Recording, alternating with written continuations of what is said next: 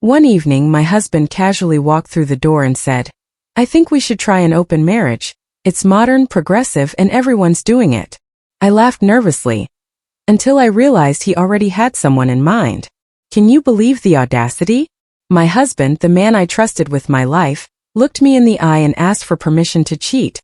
Not because something was missing between us, but because some interesting woman at work had apparently awakened his evolved relationship desires. This isn't just about infidelity. It's a gut-wrenching tale of betrayal, intellectual manipulation, and a shocking twist of fate that truly served up a slice of poetic justice. So, there I was, Victoria, a 31-year-old graphic designer, building my freelance business from our home office. For 7 years with Derek, my 34-year-old software engineer husband, I genuinely believed we had something solid, something real. 4 years of marriage, built on what I thought was open, honest communication about everything: finances, future plans, you name it. Derek, always the progressive thinker, supported feminism, cared about the environment, constantly challenging traditional norms. So when he started bringing up articles about evolved relationship models a few months back, I just figured it was another one of his intellectual deep dives. Honestly, we'd been going through a rough patch, but it felt normal. Both of us buried in work, me chasing new clients, Derek stressed with his startup's big product launch. Quality time was scarce, and yeah, our physical relationship had become a bit routine. But I saw it as a temporary thing, something we'd absolutely work through together. The first real red flag, the first hint of something specific brewing, came about 3 months ago. Derek started mentioning this new coworker, Amanda. She joined his development team. First, it seemed innocent enough. She's smart, Victoria.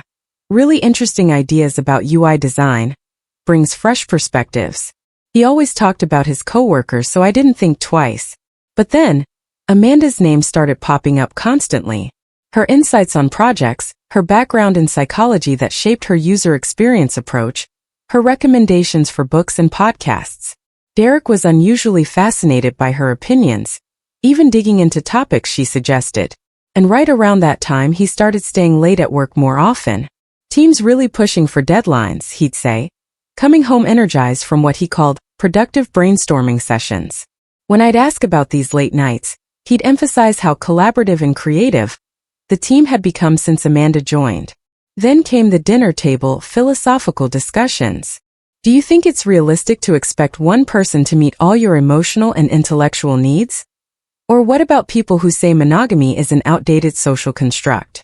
I'd engage, thinking he was just being his usual progressive self, totally focused on my own work deadlines. 2 months ago, things shifted noticeably. Longer lunch breaks. He'd come back talking about fascinating conversations with Amanda about everything AI, relationship psychology. He started reading her recommended books, watching her suggested documentaries. He was intellectually stimulated in a way I hadn't seen since we first started dating. And his phone. Suddenly he was super protective. Taking it to the bathroom, face down at dinner, stepping outside for work calls that used to happen right in front of me. When I brought it up, he mumbled something about sensitive client information requiring extra security. The most concerning thing was this new obsession with relationship evolution. He'd share articles about polyamory, open marriages, always framing them as intellectually interesting, never personally relevant. Fascinating perspective on how couples can grow together, he'd say. Or, it's interesting how some people are rethinking traditional relationship assumptions. A month ago, he suggested we attend a lecture on conscious relationships. The speaker talked about open marriages as evolved approaches, requiring higher levels of communication and trust. Derek was so engaged in the Q&A, asking detailed questions about navigating jealousy. On the drive home, he was buzzing, going on and on about radical honesty and emotional intelligence in successful open relationships, contrasting them with possessive, fear-based traditional approaches. The next week, he was diving headfirst into online forums, reading books about polyamory, always sharing interesting quotes or statistics, emphasizing the research showing increased satisfaction and personal growth. His enthusiasm felt purely academic, like someone exploring a new field of study. 3 weeks ago, Derek started mentioning Amanda's difficult breakup. He expressed so much sympathy, admiring how maturely she was handling it. He started staying even later, claiming he was providing colleague support, during her occasional emotional days. His descriptions of Amanda became more detailed, more personal. Her insights on relationships, her perspectives on emotional growth, her approaches to stress. He was genuinely impressed by what he called her emotional intelligence and self-awareness, often contrasting her with conventional thinking. 2 weeks ago, he started making these subtle comments about our relationship. How comfortable we'd become, almost in a way that hinted it wasn't a good thing. He'd talk about the importance of continued growth and exploration, expressing concern that some couples get too settled. Then came the breaking point 6 weeks ago, a Thursday evening. Derek came home with this almost manic energy. After dinner, he hit me with it. "Victoria," he began, sitting across from me at the kitchen table, eyes bright with excitement. "I've been doing a lot of thinking about us. I think we might be limiting ourselves by staying within traditional relationship boundaries." I asked him what he meant by limiting ourselves, and he launched into this prepared speech about evolved relationship models and conscious non-monogamy. Some couples find that allowing space for other connections actually strengthens their primary bond and increases their individual growth, he said, taking a breath. "I think we should consider trying an open marriage." I was floored, stunned. All his talk about alternative relationships, and yet I never ever thought he'd actually suggest we try one. I asked him why this sudden interest, and that's when it all clicked into place. "Well, there's this woman at work, Amanda, who's really interesting," he said, as if it explained everything. "She's incredibly intelligent and has such unique perspectives on life and relationships. I think it would be amazing if we could explore connections like that without having to deny ourselves those experiences." I just stared at him. "So, you want permission to pursue a relationship with Amanda specifically?" He immediately got defensive. "That's such a narrow way to think about it. This isn't about one person. It's about embracing a more evolved approach to love and partnership. Amanda just happens to be someone who is intellectually stimulating and emotionally mature enough to handle this kind of arrangement." I pointed out that he had literally led with Amanda as his reason. He got frustrated, calling my thinking conventional. "You're missing the bigger picture," he insisted, reducing his personal growth journey to simple infidelity. "You're being really narrow-minded about progressive relationship styles. This isn't about cheating. It's about conscious choices and intentional love. Amanda and I have been having incredible conversations about this stuff, and she's helped me realize how limited traditional monogamy can be." That was it. That's when I understood. He'd already been discussing our marriage and his desires with Amanda. I asked him directly if he'd been talking to her about opening our marriage, and he actually admitted she'd been really supportive of his relationship evolution and had shared her own experiences with non-traditional partnerships. I told him I needed time, that I wasn't comfortable with him continuing to discuss our marriage with Amanda while I was still trying to figure out my own feelings. He agreed to give me space, but he looked so confident, like he just knew I'd eventually see the light of his evolved approach. 2 weeks after that bombshell, the situation unfolded exactly as I expected. Derek tried to be patient, but his actions screamed that he'd already emotionally committed to Amanda, regardless of how I felt. He kept working late, having those deep conversations with her about relationship philosophy and personal growth. When I called him out, saying he was violating my request for space, he accused me of being controlling and trying to limit his friendships. He became increasingly critical of my reluctance. Comments about how fear-based thinking was holding me back, how my attachment to traditional relationship models was preventing us from reaching our full potential. He acted like my hesitation was some sign of emotional immaturity, not perfectly reasonable caution about a monumental life change. The most revealing moment came when I asked him what an open marriage would actually look like in practical terms. His description was sickeningly clear. He'd planned every single detail of his relationship with Amanda. Dinner dates, weekend activities, overnight conferences. When I asked about similar opportunities for myself, he looked genuinely surprised. "You might not be ready for that level of openness," he actually said. The double standard was glaring. He insisted his connection with Amanda was different, based on deep intellectual compatibility, not physical attraction, and therefore more emotionally sophisticated, and shouldn't be subject to restrictions or jealousy concerns. So I asked him, Would he be comfortable with me developing a similar, intellectually sophisticated connection with another man? His face immediately tightened. He stammered about careful boundaries and gradual adjustment periods that would somehow apply to my relationships, but not his. When I suggested equal rules for both of us, every boundary I proposed for his relationship with Amanda was met with resistance. It would limit authentic connection. Artificial constraints. Yet, if I mentioned my hypothetical outside relationships, he suddenly wanted detailed rules about communication frequency, date locations, emotional involvement limits, physical boundaries. He couldn't see his own hypocrisy. He demanded absolute freedom for himself while wanting to control me. 3 weeks after his initial proposal, I found the truth. The real timeline of his emotional affair with Amanda. He'd left his laptop open, and I saw email previews from Amanda. Missing our conversation today, and thinking about what you said about relationship evolution. My better judgment screamed, but I opened his email. Months.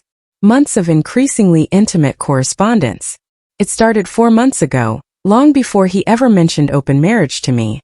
Work projects, professional interests, yes, but quickly it devolved into personal discussions about their life philosophies, relationship experiences, emotional needs.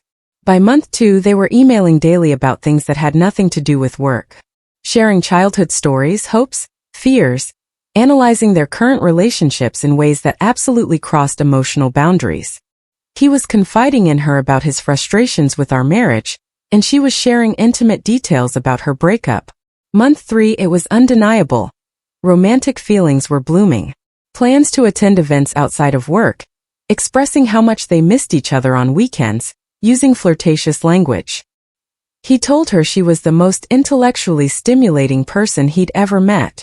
She responded that talking to him made her feel understood in ways I've never experienced.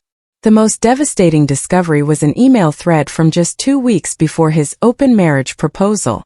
Amanda had written about her interest in polyamory, her belief that traditional monogamy suppresses authentic human connection. Derek responded enthusiastically, saying he'd been awakening to similar realizations. In that very thread, he explicitly told her he was planning to talk to me about exploring a more evolved relationship model, confident I'd be open to growth. And Amanda encouraged him, excited about the possibility of exploring their connection without deception or guilt. They'd already planned specific activities for when their relationship was legitimized. Weekend getaways, conferences, how they'd integrate their relationship into their social lives. And the deepest cut? He'd been sharing private details about our marriage, our sex life with Amanda, seeking her advice on how to help Victoria become more open to relationship evolution. She'd even suggested specific strategies for convincing me, including the progressive framing he'd used when he first introduced the concept. When I confronted him with the evidence, he tried to deny it, saying their communication was purely intellectual, that I was misinterpreting friendship. But as I read specific email excerpts aloud, his denials crumbled. Finally, he admitted he developed feelings for Amanda, but still maintained his open marriage proposal was sincere, not manipulative. He claimed discovering his capacity for loving multiple people was an awakening that could benefit our marriage if I was willing to embrace personal growth. I looked him straight in the eyes. Planning a relationship with another woman while lying to me about it isn't personal growth, Derek. It's betrayal.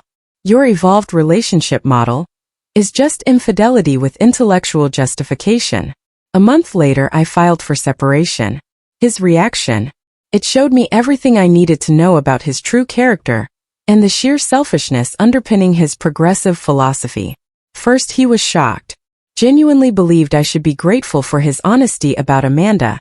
Excited about this opportunity for mutual growth. He spent days trying to convince me I was making a mistake, based on fear and conventional conditioning. He shared articles, testimonials, even suggested a therapist specializing in alternative relationship structures. When that didn't work, he got angry. Accused me of being possessive and controlling, of refusing to support his personal growth.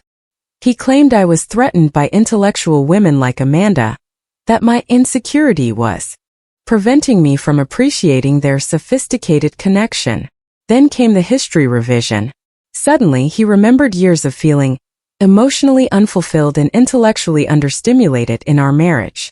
Meeting Amanda, he claimed, showed him what he'd been missing, and staying monogamous with me would be settling for less than authentic love. The most telling conversation? He accused me of punishing him for being honest about his feelings for Amanda. I pointed out that he was only honest after I found his secret relationship, and his open marriage proposal was a desperate attempt to legitimize an affair already in progress. But I was trying to do the right thing, he insisted. I could have just cheated, but instead I wanted to find a way for us all to be happy. That shows how much I respect you and our marriage.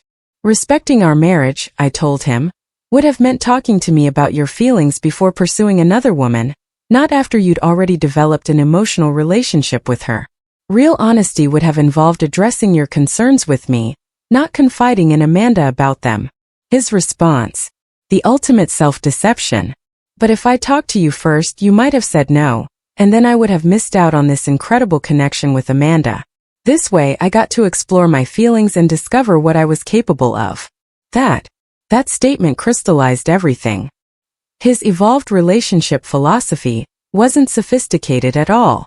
It was just sophisticated selfishness. He wanted the benefits of marriage with me, while chasing excitement with Amanda, and he'd convinced himself this arrangement was progressive, not just plain greedy. 6 weeks later, our separation became a divorce. And then I learned the final pieces of Derek and Amanda's story, confirming every single reason I ended our marriage. Derek moved in with Amanda immediately. Their intellectual connection quickly morphed into a full-blown romantic relationship, complete with gushy social media announcements about their conscious partnership and intentional love. They presented themselves as this enlightened couple, overcoming conventional limitations through emotional maturity and open communication. But their relationship dynamic? It revealed the exact same selfishness that destroyed my marriage. Within a month, Derek was complaining to mutual friends that Amanda was too demanding of his time and attention. She apparently expected the same emotional investment he'd been giving her during their affair, but without the thrilling cloak of secrecy and forbidden connection. And then, Derek discovered Amanda's interest in polyamory wasn't just theoretical.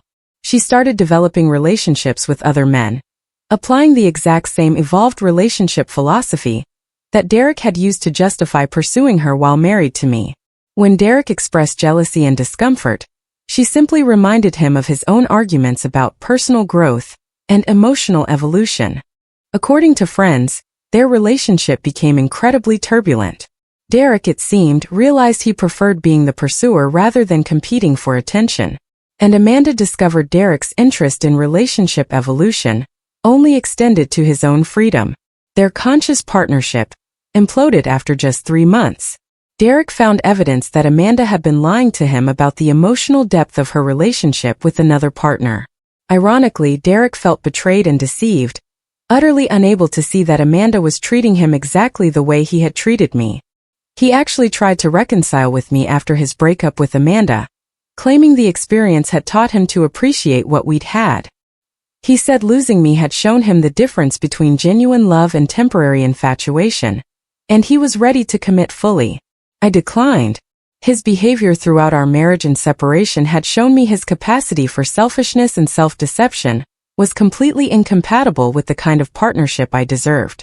His personal growth had been nothing more than learning to rationalize betrayal, not developing actual emotional maturity. Now, I'm in a relationship with someone who understands that real love involves choosing your partner every single day, not seeking permission to explore other options. The contrast between my current partner's straightforward honesty and Derek's manipulative intellectualization has shown me what authentic emotional connection truly looks like. Derek's evolved relationship philosophy did teach me something valuable, just not what he intended.